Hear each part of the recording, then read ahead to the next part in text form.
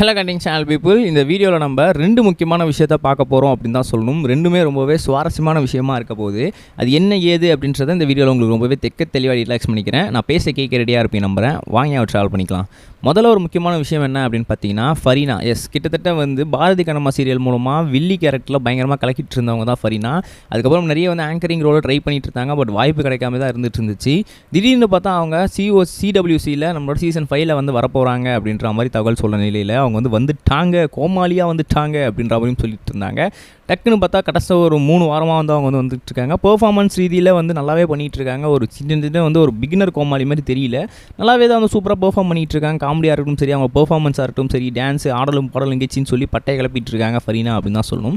But இருந்தாலும் கூட ஃபரீனா ரீசெண்டாக ஒரு ரீல் போட்டிருந்தாங்க. அதில் போகும்போது நான் குக்கு கோமாளிக்குன்னு ஸ்டார்டிங்கில் போகும்போது எனக்கு ரொம்பவே பெரிய ஒரு வரவேற்பு இருந்துச்சு. ஃபரீனா போகிறாங்கன்னு எங்கள் ஃபேமிலிக்கே செம்ம சந்தோஷம், எனக்கு ரொம்ப ரொம்ப ரொம்ப சந்தோஷம். இப்படியோ பெரிய ஒரு மிகப்பெரிய ஷோவில் நமக்கு சான்ஸ் கிடச்சிருக்கேன்னு. பட் போக அது எல்லாமே எனக்கு அப்படியே கொஞ்சம் நெகட்டிவிட்டியாக மாற ஆரம்பிச்சிருச்சு. ஏன் அப்படின்னு கேட்டிங்கன்னா, கிட்டத்தட்ட என்னை யாருமே டிவியில் பார்க்குறதே இல்லை. ஏன்னா நான் டிவியில் தெரியறதே கிடையாது. நிறைய சீனியர் கோமாளிஸ் மட்டுமே தான் டிவியில் தெரியுறாங்க அப்படின்ற மாதிரி எனக்கே பர்சனலாக ஃபீல் இருக்குது. என் ஃபேன்ஸுமே அதை என் கமெண்ட் செக்ஷனில் கேட்டுகிட்டே இருக்காங்க, என்ன நீங்கள் காணவே காணோம், என்ன நீங்கள் காணவே காணோம்னு சொல்லி. ஸோ இதனால் என் ஃபேன்ஸ் என்ன நினைக்கிறாங்க அப்படின்னா, எனக்கு பெர்ஃபார்ம் பண்ண தெரியல, அதனால் டெலிவிஷனில் எனக்கு காட்ட மாட்டாங்கன்ற மாதிரி நினச்சிக்கிறாங்க. அப்படிலாம் கிடையாது, நான் நல்லா பெர்ஃபார்ம் பண்ணிருக்கேன். பட் ஏன் எனக்கு காட்ட மாட்டாங்கன்னு தெரியல அப்படின்னு சொல்லி ஃபரீனாவே அதை சொல்லியிருக்காங்க. ஸோ இதை பற்றி ஃபேன்ஸ்லாம் என்ன சொல்லிட்டு இருக்காங்கன்னா, கண்டிப்பாக ஃபரீனா குக்கு கோமாளி ரிலீஸ் ஆக போகிறாங்க, அதாவது வெளியே போக போகிறாங்க அப்படின்ற மாதிரி சொல்லிட்டு இருக்காங்க. எனக்கு பொறுமையாக வெயிட் பண்ணி தான் பார்க்கணும். ரெண்டாவது முக்கியமான விஷயம் என்ன அப்படின்னு பார்த்தீங்கன்னா, நம்மளோட பெப்சி விஜயன் சாரோட காலில் வடிவேலு சார் விழுந்திருக்காரு டாப்பு குக்கு டூப்பு குக்கு ஷோவில் அப்படின்றது ஒரு பெரிய ஷாக்காக இருந்துச்சு.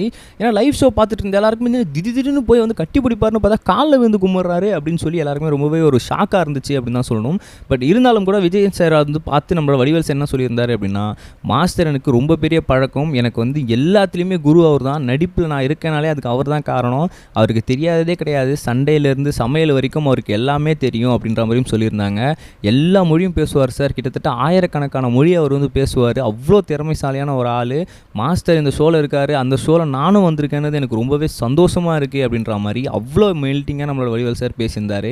வடிவேல் சாரை பொறுத்த வரைக்கும் சக கலைஞர்களுக்கு உதவ மாட்டார் அப்படின்ற பேச்சு இருந்துட்டு நிலையில் திடீர்னு போய் சக கலைஞரோட காலில் தொட்டு கும்பிட்டது அப்படின்றது மிகப்பெரிய ஒரு பேசும் பொருளாக ஆகிட்டு இருக்கு சோஷியல் மீடியாவில் அப்படின்னு தான் சொல்லணும். ஸோ இதெல்லாம் எந்த அளவுக்கு அக்செப்டபிள் விஷயமா இருக்குன்னு தெரியல. ஏன்னா கிட்டத்தட்ட அவ்வளோ பெரிய ஒரு டாப் செலிபிரிட்டியாக இருக்கக்கூடிய ஒரு நார்மல் செலிபிரிட்டியோட மனுஷன் காலில் போய் விழுந்து கும்பிட்றது அப்படின்றது எவ்வளோ பெரிய விஷயம் சொல்லி வடிவேல் ஃபேன்ஸ் எல்லாம் இப்போ ஷேர் பண்ணிட்டு இருக்காங்க சோஷியல் மீடியாவில் அப்படின்னு தான் சொல்லணும்.